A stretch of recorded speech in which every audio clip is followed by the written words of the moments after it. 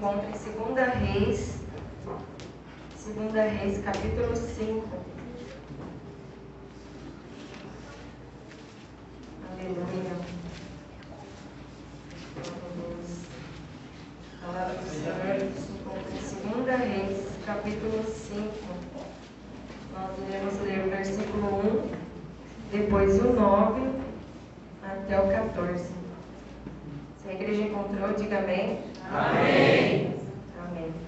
A palavra do Senhor nos diz: E Naamã, capitão do exército do rei da Síria, era um grande homem diante do seu senhor, e de muito respeito, porque por ele o Senhor dera livramento aos sírios. E este era um homem herói, valoroso, porém leproso. Agora o 9. Veio, pois, Naamã com seus cavalos e com seu carro, e parou à porta da casa de Eliseu.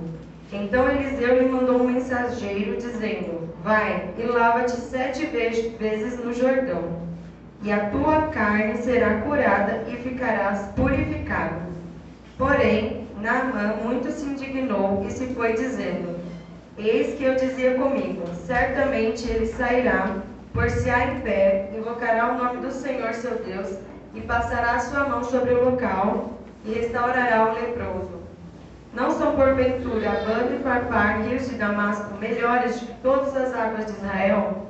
Não me poderia eu lavar neles e ficar purificado? E voltou-se e foi-se com indignação. Então chegaram-se a eles os seus servos, e lhe falaram e disseram: Meu pai, se o profeta te dissesse alguma coisa grande, porventura não farias? Quanto mais dizendo-te ele: lava-te e ficarás purificado. Então desceu e mergulhou no Jordão 7 vezes, conforme a palavra do homem de Deus.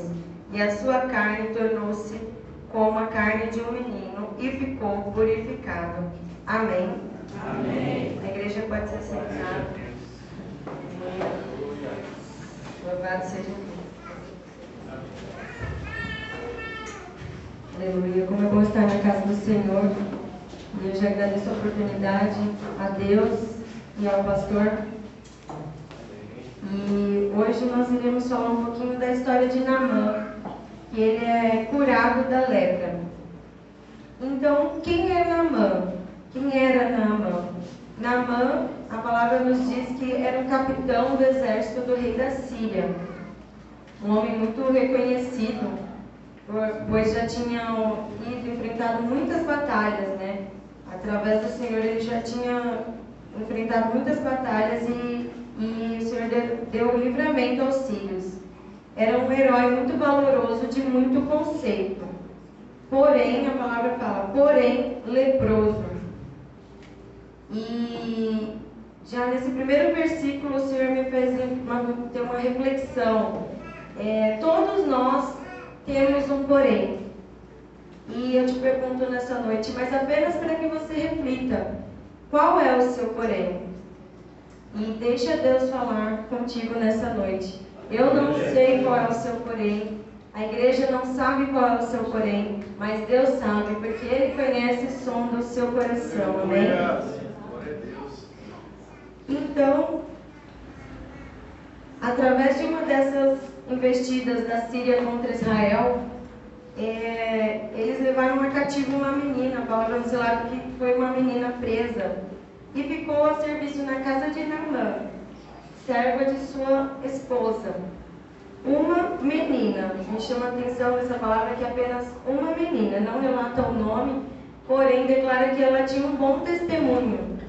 Ela chegou através da esposa de Naamã, e relatou que havia um profeta em Israel que poderia curar Naamã da lepra. E eu entendo que apenas uma pessoa, tendo um bom testemunho, pode mudar toda uma história.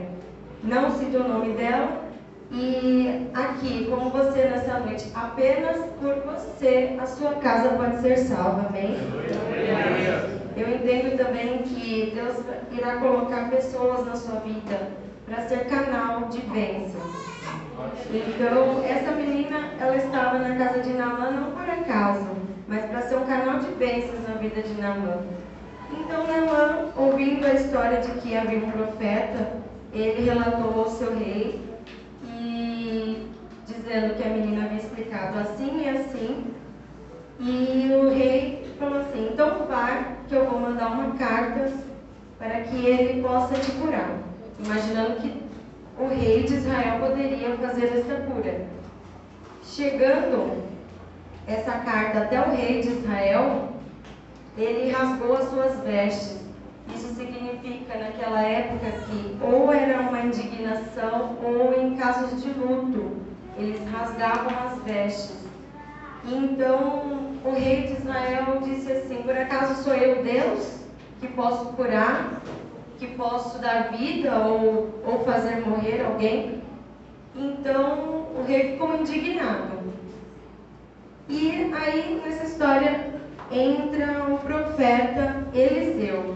O profeta Eliseu ouve falar que o rei havia rasgado as vestes, e ele falou: calma, não precisa, rasgar suas vestes.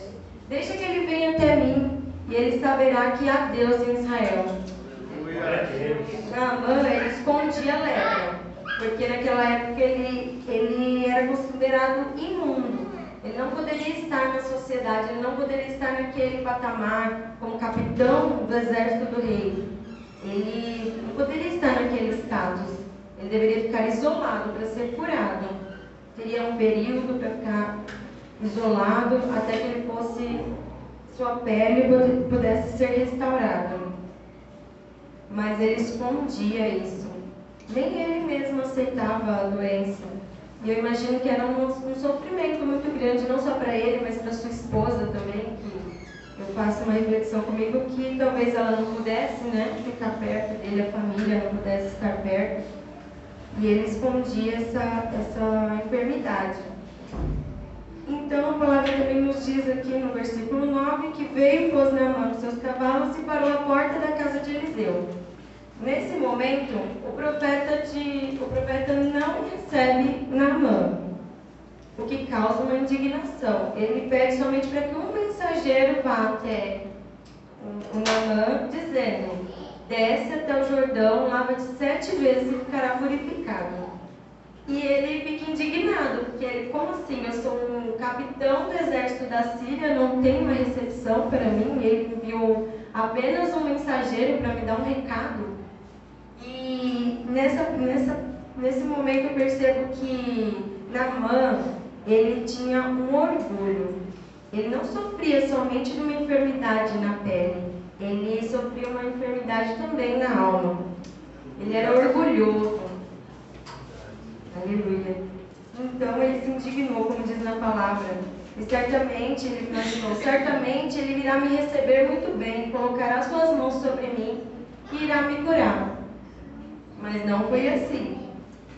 E esse orgulho de Naamã queria decidir como ele seria curado, Mas ele não poderia decidir como ele seria curado. Para ser curado, ele teria que passar por uma transformação, um processo. E ele começou a questionar, murmurar, por acaso não são os rios de Damasco melhores do que os rios de Israel? Porque Jordão, a palavra não relata aqui, mas é um rio barrento, um rio que ele imaginou que dali não pudesse sair a cura dele. Então, é bem assim que a gente chega na presença do Senhor, muitas das vezes nós chegamos feridos, chegamos murmurando, questionando, feridos, curados, amargurados, errantes, orgulhosos. Mas o Senhor, Ele te conhece, porque foi Ele que te fez. Aleluia. Então, quando a gente chega aqui na casa dele, Ele não faz acepção de pessoas, Ele te recebe como você veio. Ele te aceita do jeito que você está, mas Ele não quer que você permaneça do jeito que você veio. Ele quer te transformar, Ele quer te moldar, Ele quer que você seja um vaso novo nas mãos dele. Por quê? Porque você vale muito para Deus.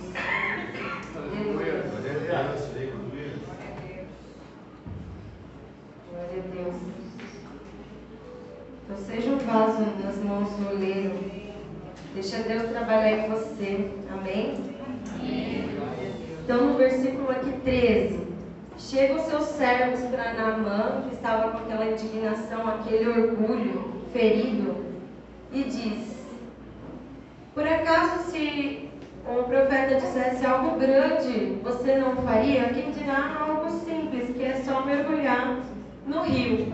Então aí Naamã passa por uma reflexão e decide obedecer. E aqui, como nossa irmã Bruna falou na pregação da quinta-feira, que nós temos que andar com pessoas num nível espiritual igual ou mais do que o nosso. Você não pode andar com quem não está na presença de Deus, porque essas pessoas certamente falariam: loucura, realmente, vai embora, volta para a tua terra. Mas não, os servos dele estavam do lado dele, apoiaram e falou: faça essa experiência, arrisca, dali pode sair sua cura. E eu penso que assim são os nossos pastores, né? Eles nos aconselham, eles nos dão direção, porque muitas vezes são até mal interpretados, porque eles falam o que a gente precisa ouvir, não o que a gente quer ouvir. E nós temos que aceitar, né, ser obedientes aos nossos pastores, a Deus primeiramente, e aos nossos pastores que têm um nível espiritual acima dos nossos, que orem por nós, falam o que a gente precisa ouvir. Então, na vida de Naamã, aconteceu algo que nem ele mesmo acreditava. Ele até foi até Israel tentar, mas ele não acreditava muito. Então, quando o Senhor chegou, ele mudou a história, ele mudou o cenário, ele tirou ele daquela situação. Assim mesmo é nas nossas vidas, né? Ele entra, ele chega, ele vem, faz morada, ele nos transforma. Ele nos transforma primeiramente por dentro e depois por fora. Ele muda nosso jeito de falar, nosso jeito de agir, ele muda as nossas vestes, porque o amor dele é perfeito. Mas ele não faz o que você quer, ele faz o que você precisa. Ele não faz o seu tempo, ele faz o tempo dele. Glória a Deus. A única coisa que ele pede é que sejamos obedientes na palavra dele. Então, para alcançar o milagre, nós temos que aguardar, porque não vai ser do nosso jeito, vai ser somente do jeito que ele determinar. Seja obediente e faça como Naamã, mergulhe na presença do Senhor. E aqui no versículo 14, a palavra nos diz: então desceu e mergulhou no Jordão 7 vezes, conforme a palavra do homem de Deus.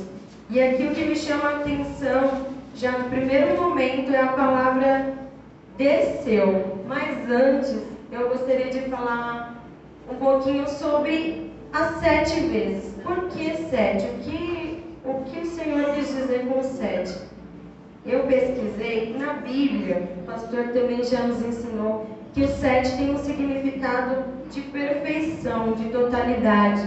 Ele é usado para descrever as obras perfeitas de Deus. Como nós podemos ver lá em Gênesis, Deus criou o mundo em 7 dias. E eu pesquisei também mais algumas coisinhas. E não vou relatar todas, porque tem algumas passagens da Bíblia que falam, né? E o tempo não permite. Também me chamou a atenção na história de Josué, quando Deus deu a vitória a Josué e ao povo de Israel nas muralhas de Jericó, porque o Senhor falou para ele: vá, dá as voltas em Jericó e essas muralhas irão cair. Então aqui em Josué capítulo 6 relata que depois Josué se levantou de madrugada e os sacerdotes levaram a arca do Senhor. E os 7 sacerdotes levavam as 7 trombetas de chifres de carneiro adiante da arca do Senhor. Iam andando continuamente e tocavam trombetas, e os homens armados iam adiante dele, e a retaguarda seguia atrás da arca do Senhor. Os sacerdotes iam andando e tocando as trombetas. Assim, rodearam outra vez a cidade no segundo dia, e voltaram para o arraial. E assim fizeram 6 dias. Então, em 6 dias, cada dia eles teriam que dar uma volta. E sucedeu que ao 7º dia madrugaram ao subir da alva, e da mesma maneira rodearam a cidade 7 vezes. Então foi somente no 7º dia eles tiveram que dar 7 voltas para poder obedecer a palavra do Senhor. E naquele mesmo dia rodearam 7 vezes. Sucedeu que tocando os sacerdotes pela 7ª vez as trombetas, disse Josué ao povo: gritai, porque o Senhor vos tem dado a cidade. Aleluia. E eu creio que aqui nessa noite as muralhas da sua vida também irão cair. Como o irmão já falou aqui nessa noite, aqui é o meio. É o 6º dia da campanha. Porém, o Senhor foi falando comigo enquanto eu fazia minha reflexão. E se nós contarmos com hoje, que ainda há tempo de clamar e mergulhar na palavra do Senhor, hoje, contando de hoje até domingo, são 7 dias para o fim da campanha. Então mergulhe. Aproveite mais essas 7 oportunidades para clamar ao Senhor. Porque Ele vai derrubar as muralhas da sua vida. Eu creio em nome de Jesus. Receba esse convite do Senhor, mergulhe na presença, seja purificado, porque o significado das águas, eu creio que é o Senhor, que é a fonte de água viva. Então mergulhe na fonte de água viva, amém? Amém. Então desceu. Antes de mergulhar, Naamã desceu. Para ter um encontro significativo com o Senhor, primeiro nós temos que descer. E eu encontrei 2 passagens na Bíblia que revelam isso. Primeira é em Lucas 19, que fala um pouquinho da história de Zaqueu. Porque embora Zaqueu tivesse subido no sicômoro para ver Jesus, para chamar a atenção de Jesus, ele subiu para ver. Mas para se encontrar com o Senhor, ele teve que descer. E a palavra do Senhor diz assim: quando Jesus chegou àquele lugar, olhando para cima, viu e disse: Zaqueu, desce depressa, porque hoje me convém pousar em tua casa. Aleluia. Zaqueu subiu para ver o Senhor, ele chamou a atenção do Senhor, mas o Senhor falou: para se encontrar comigo, você tem que descer. Aleluia. E outra passagem também que eu identifiquei aqui na Bíblia, que se encontra em Jeremias 18. Uma palavra que minha irmã, Nádia, gosta muito. Minha mãe também gosta muito de louvar o Senhor nas mãos do oleiro. E diz assim, a palavra do Senhor que veio a Jeremias dizendo: levanta-te e desce à casa do oleiro, e lá te farei ouvir as minhas palavras. Aleluia, glória a Deus. Agora eu peço para os irmãos voltem naquela reflexão lá no começo. Qual é o teu porém? O que está te impedindo? Qual é o porém que está te impedindo de mergulhar na presença do Senhor? De mergulhar, de buscar mais, de ouvir Ele. Então apresente o seu porém nessa noite. Se for uma enfermidade, saiba que essa enfermidade não vai te parar. Aleluia. A tempestade não vai te parar. Aleluia. A dificuldade, as adversidades, esse porém não vai te parar, porque Ele só está na sua vida, não é para a morte, é somente para exaltar e glorificar o nome do Senhor. Porque Deus não te quer no raso. Deus, Ele quer te levar no profundo. Então mergulhe. E quando o Senhor nos tocou, nós descemos as águas. E ali nós fomos purificados do pecado. Nós morremos para o mundo e nascemos para Cristo. O Senhor, Ele nos deu uma vida nova, Ele nos transformou. Então, quando Deus mandou Naamã mergulhar 7 vezes no Jordão, não era em Damasco, nos rios Abana e Farpar, é porque no Jordão estava o milagre. Então, fique no Jordão. É no Jordão que está o milagre, a salvação.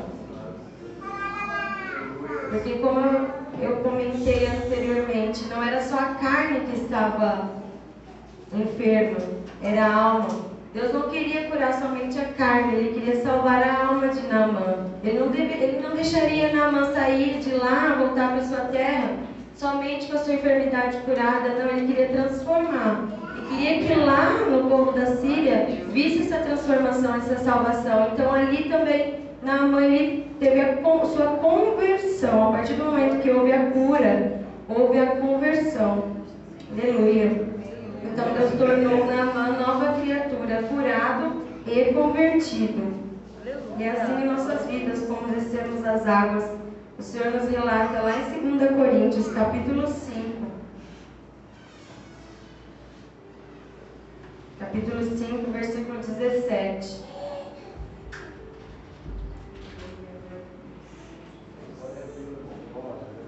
Assim que se alguém está em Cristo, nova criatura é. As coisas velhas já passaram, eis que tudo se fez novo. Ele teve um encontro com Jesus, ele foi restaurado, a bênção foi completa. Eu creio que assim é nas nossas vidas. Você pode até estar passando pelo processo, mas a sua bênção vai ser completa. O Senhor não faz nada pela metade. Aleluia. Tudo que Ele faz é perfeito. Aleluia. Nós só temos que ser obedientes à sua palavra. Deixar Deus trabalhar, deixar Deus agir. E só para finalizar, em 1 Coríntios, capítulo 2, no versículo 9, diz assim: como está escrito, as coisas que o olho não viu e o ouvido não ouviu e não subiu ao coração do homem são as que Deus preparou para os que o amam. Quem ama a Deus?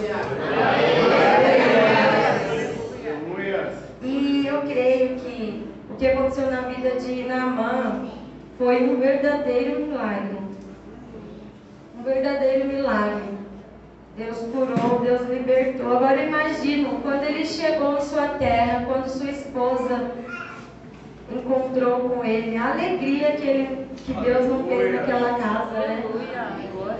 E apenas aquela uma pessoa, aquela menina, uma menina que teve um bom testemunho. Então, conte o seu testemunho. Fale do teu testemunho, que através da sua vida, muitas outras vidas poderão ser modificadas. Aleluia. Eu creio que um verdadeiro milagre na sua vida não será diferente. O Senhor irá realizar o seu milagre, aquilo que você está buscando. Esse porém, o que você apresentou para o Senhor já no princípio, no começo dessa campanha. Eu creio que em nome de Jesus, o Senhor irá realizar e cumprir a promessa dele na sua vida. Amém? Eu espero que os irmãos se coloquem de pé nesse momento, que você possa ter um encontro significativo com o Senhor. Mergulhe na presença do Senhor. Aproveite essa oportunidade para exaltar, glorificar e mergulhar na presença do Senhor. Aleluia.